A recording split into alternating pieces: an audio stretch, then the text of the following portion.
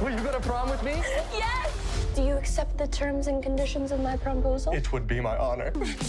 And no slow dancing. Wow, you really know how to make a boy feel special. Welcome to Movie Schmovie Episode 3, Prom Pact. Before I get into any details, I do want to leave my review right away, which is actually a 3 out of 5 stars. It wasn't that bad. So if you're planning on watching this movie, I would recommend it. Now, if you're anything like me, a 90s or 2000s kid, you definitely grew up with Disney Channel original movies like High School Musical and Camp Rock. But after Descendants, everything kind of went downhill. DCOMs just aren't made the same way that they used to be. However, I did see a lot of branding for this movie on my Instagram, and I was initially curious just to see, because it didn't feel like a Disney movie. And I'm actually surprised to learn that this did air on Disney Channel. I feel like most DCOMs have been related mostly to like preteens and younger, whereas this one feels a lot more teenage. I mean, they talk about drinking and sex, and being Disney, they don't do that. I'm talking about your P in a V. I'm not gonna lie though, when it did pop up on my Instagram, I did try to remember to watch it, but I completely forgot about it until somebody else posted a YouTube video, and I was like, oh my god, I totally forgot about this film. Turns out it came out March 31st, but I've barely heard people talking about it recently. I don't even think that the reason it's being talked about is by the people who actually like the movie, but older generations coming back to see it. I feel like maybe Disney was going for some sort of shock factor, just so that way people would talk about it and it would get more traction, because if that's the case, it's working. I apologize to everyone. Disney. Oh my god. If it's bad, you just say Disney. About anything bad? Like, they got me to watch it, and I'm telling you to watch it. So maybe Disney, you're on to something. Disney. Oh my god. However,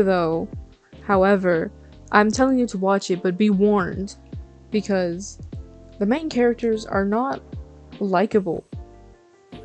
Like, they're relatable in a way that relates only to TV.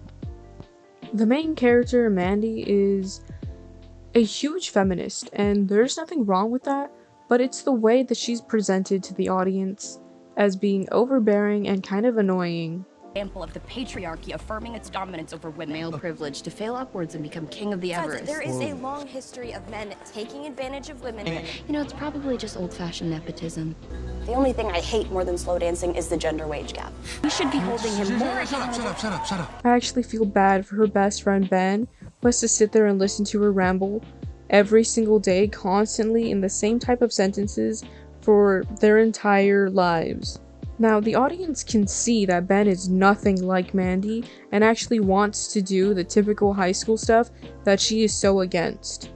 However, I will say that the predictability of this movie actually enhances your enjoyment. After it's done trying to relate to its audience and it turns into a cheesy romantic movie, that's when it starts to really pick up. It followed a lot of romance cliches and stereotypes, but it works. Now, despite of everything that I've said, I will not go back to rewatch this movie for years and years to come, but it definitely was something to watch. Like, it's in no way a classic to any DCOM we've ever seen, or even just a movie by itself, but it was okay.